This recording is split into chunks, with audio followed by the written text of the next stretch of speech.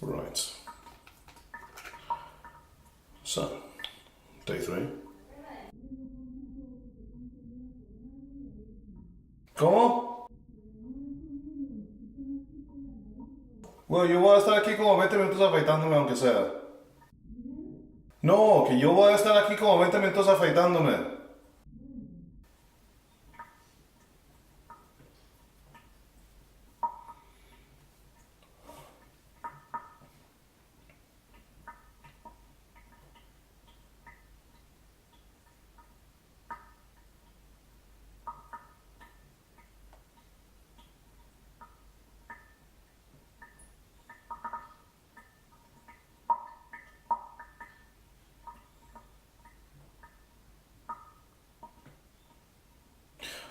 Right, so I have had now a suggestion of something to talk about. Whether it's serious, I don't know. However, it's the only suggestion I've had. I will do it. However, I'm not going to do it now because it requires some prep.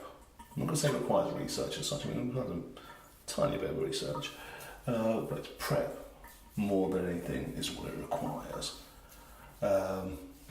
And I've not had time to do any prep because I've been doing other things. As I have been making videos of the open mic night I went to the other night, which I have kindly offered to make videos for people, which is nice of me. But anyway, so what I'm going to talk about today instead, something that's been somewhat weighing on my mind as this has all been happening.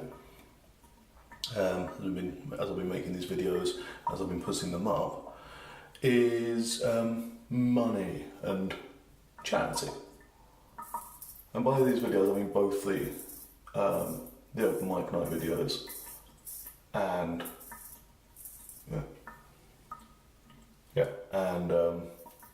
and these videos that you're watching right now, or this video that you're watching right now, is part of a series. This is part 3 of that series. Anyway, so there's a couple of issues. And one, I mean, fundamentally, I dislike money as a concept. I am not unique in this. I don't think it works. I mean, it works, but it's a really bad solution. I mean, there's a lot to be said for it being an elegant solution, but elegant solutions aren't necessarily good solutions. So, in theory, it's all very good, it's all representative of actual value and so on and so forth. But in practice, it's too easily played. And it's too difficult. Well, okay, so the issue is not so much money. It's decentralisation and capitalism and so on and so forth that I don't like. And I mean, personally, I always tell people I work by what I call the mafia economy, where I've done things for people, and therefore I assume they will do things for me at some point. You know, because people are nice like that. However, in practice, this doesn't necessarily work because not everybody's working like that, and we've got too complex a system that we live in for that to make sense. And that's why we need governments, because governments tie it all together and say, you know, we're all working together and we all have to play nice with each other. And these are the things that we have, and these are the things that we can all rely on, and so on. Because there's more to life than just the things that you want. And I'm not sure I'm making any sense now. No, I don't think I am making any sense. Let's switch tack for a moment. Actually, no, get back to the money bit first, while I'm here. So anyway, the issue I have is that I like doing things for people. But I don't like charging for them, because that just seems wrong. Because not everyone can do them. and not everyone can afford them. And I don't know how much things are supposed to cost. This is the thing I have, like, I've started doing some voiceover work recently. And, you know, I'll get asked by people, how much do you charge? And I have no idea how much is my time worth? And this is the fundamental problem that we have, is that we're just tying people's worth to their time as opposed to them as individuals. Like, I want to help people. I want to do these videos that people want me to do voiceover for, or books, or whatever it is people want me to do. I want to help them out with that. I want to do that. But they then have to have the resources to be able to pay me for an appropriate amount. And of course, it takes me a certain amount of time to do these things, and therefore I should be paid appropriately for that time it's taken me to do those things. But equally, I'm bidding against people that are like in India or China or somewhere, and obviously their time is worth less, not because they are worth less as individuals, but because their cost of living is lower. And it's a problem. And I'll say, I don't want to charge people for things. I don't want them to have to pay for me. I want them to just enjoy the things that they've done and enjoy the things that they can get. And yeah, I just don't like the system. I would like a different system, please. So yeah, what I'm planning to do with these videos that I'm doing for the open mic night, I'm going to put a PayPal link in my email signature. So, you know, if people want to just give me money for all the videos that I've made, then they can do that. Or if they think that, you know, but this is the thing, is I do lots of things to help people. I don't ask for money for any of them. But at some point, if I don't figure out a way to be making money, then I have to stop doing those things for people, because they cost me time. And at the moment, I have this whole benefit where, because I'm spending my time looking after my mum, that's not actually something that takes up all of my time. So as long as it's just time that something costs me, then I can be doing that for people. But once that's no longer an option, so if my mum gets better and or dramatically worse, and that means I don't need to be looking after her anymore, then I need to be working out what to be doing with this. And this obviously is not a new problem. I am not somehow special in having this whole time and money problem. But it's a problem for everybody. And it's one that we don't have a proper solution for. It's just, oh no, you've got to work. Why do you have to work? There's so many things that people do that are entirely unnecessary, and they're just being done because people have to work. People don't have value unless they work, and they have to work at something that people accept as a valuable thing. So anything artistic or creative is not a valuable thing unless somebody has decided that it is a valuable thing, in which case it becomes a valuable thing.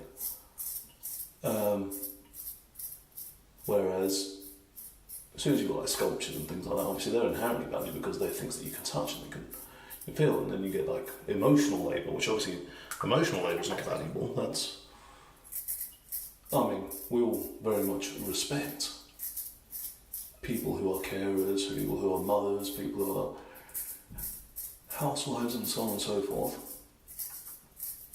But that's not something you pay for. I mean, it's something, obviously if you contract somebody to do that, then you pay for it. But if it's somebody's duty to do that for whatever reason, because it's their family or something like, well, you don't pay for that.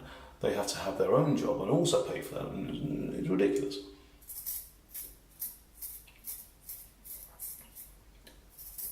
So we have this problem where, I mean, all situations where you have to pay for a thing are tantamount to begging.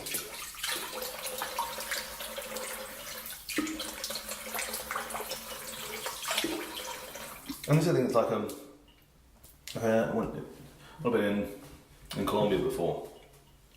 You'll park a car, and there'll be a guy there with a stick, who's just like waving at you, and supposedly helping you park the car. But it wasn't a difficult bay to park in or anything like that. But then he looks at you as if you should give him money because he's helped you. He's done a thing. You get people who you go to get a taxi, and they will show you the front of the taxi rank. And obviously I know where the front of the taxi rank is. I can see a row of taxis and I can see the end of it. And obviously that's the cab I'm going to get, is the one at the end of it. He wants payment for that. And he's doing a service, I suppose. He's doing something which some people might find useful. But at the end of the day, it's begging. And that's all sales is ever going to be, is begging. It's saying to people, give me money and for this value that I am giving.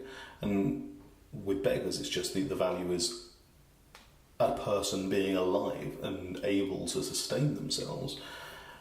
And then, at what point does it stop being begging? Is a busker still a beggar?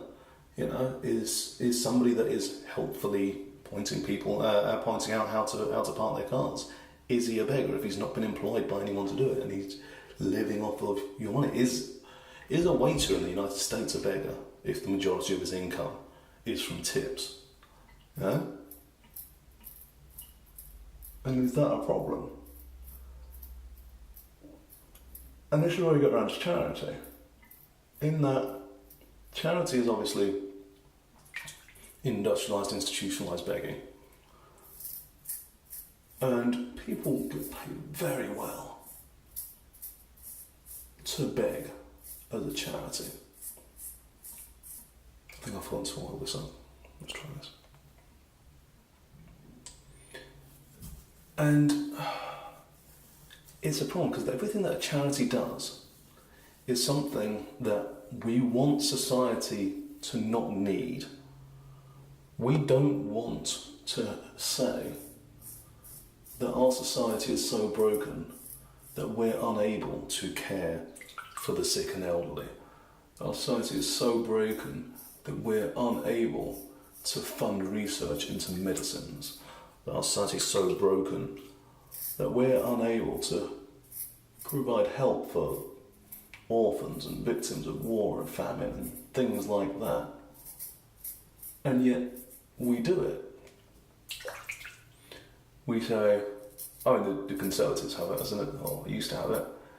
As a whole thing. It was like, big society instead of big government. And it's shirking responsibility because that's what government's there for. Government is there to do the difficult things, to do the little things, to do the necessary things. Nobody wants to pave the roads. Nobody wants to be putting out fires. All the necessary things that happen. These are not things that anybody should be having to then have that conversation of how much is this worth? How much is this necessary thing worth? As soon as you do that, you are now in competition with other necessary things. And you can see that in the doobly-doo, underneath this video, where obviously this is Movember. These videos are for Movember, and therefore the first thing I put down is a link to donate for Movember. But then if we assume that Movember is to combat prostate and testicular cancer, well then the second thing I put in there is a link to Macmillan and to Marie Curie. Because if you end up with prostate and testicular cancer, you are definitely going to want Macmillan and Marie Curie to be well funded. And after that, well, if you do that in the same places where my mum lives, then you're going to need the specific institutions that my mum has made use of, is making use of. And so I've got links in there to donate to the Royal Marsden Hospital, or the Royal Marsden Charity even, which does a lot of research into cancer prevention and cancer treatment, and St Luke's Hospice, which looks after people who are extremely ill.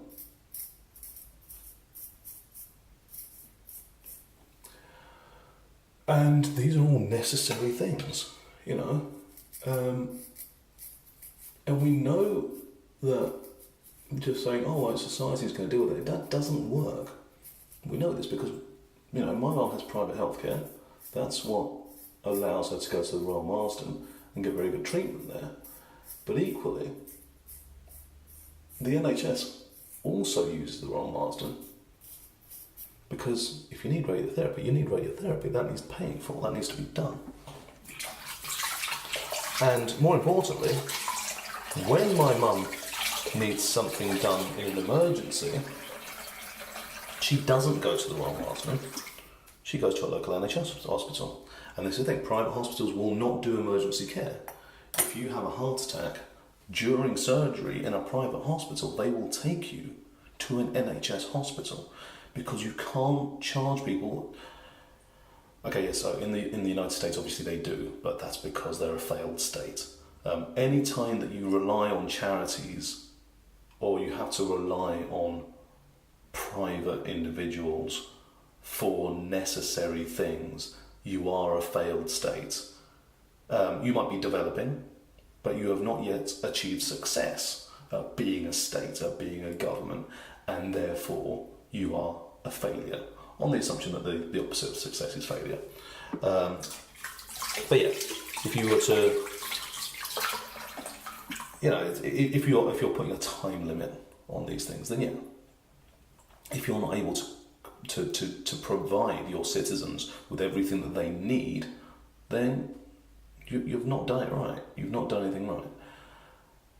And yeah, so private companies will not, in a right-thinking world, try and charge you for life-saving interventions, active life-saving interventions. Same thing, you can't charge somebody to use an ambulance or something like that. You know, if you need to get to hospital, you need to get to hospital.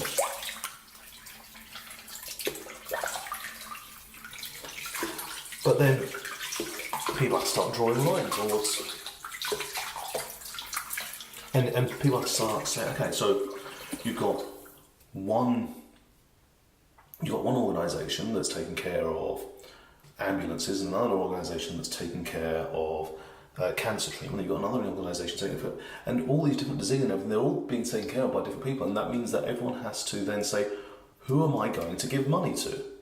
And this is why I've ended up with 5 charities in my doobly-doo. Because I can't say, oh, give money to this charity and not to this one because this one's more important, or for this month, this one's more important, or anything like that. No, all of them are important, all of them need to, and the problem is that there are so many necessary things that there is no way that they can be allocated and they can be dealt with fairly by a capitalist system, by a market system. The idea that, oh, you know, the market will sort itself out and the most worthy causes will get taken care of. Brilliant, the most worthy causes will get taken care of. And then what about the semi-worthy causes? Because obviously cancer treatment if 1 in 3 people are getting cancer, it's an extremely worthy thing. How many people are getting motor neuron disease? That's nowhere near 1 in 3 people, which means it's nowhere near as worthy. So those people, they're just going to just deteriorate and die, and what's supposed to happen? So, so actually what happens is whoever has the best marketing campaign ends up being the most worthy. And that's what will always happen. If you let capitalism take over, if you let a free market system take over, then actually in no point is it the best thing that will take over, that will win. Despite what you'd like to believe, what actually wins is whatever has the best marketing. And we see that very clearly with how the United States runs its elections. Whoever can sink enough money into their marketing and into their getting their message out wins.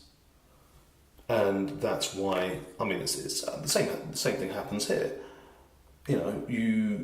Whoever is able to put money into the media, is able to put money into the message, it doesn't matter if everyone agrees with them. Nobody agrees with the Conservatives on the vast majority of things, yet somehow they keep voting Conservative.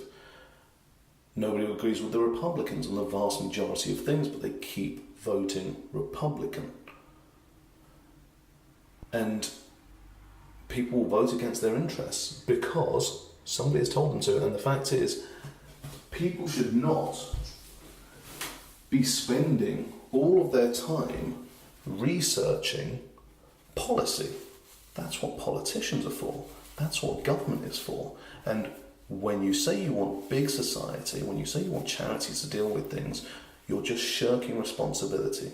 You're just saying, I can't be bothered to do this thing that I'm here to do if you are a politician, and you do that. Your job is to sort out policy, is to fix the world for things that are necessary but nobody wants to pay for. Your job is to say, this needs paying for, and we will pay for it however we need to pay for it. And that would be much easier if we're not doing money. I feel like this should have been a scripted video, and I should be doing this better. I will do this better at some point as an actual thing, but there we go.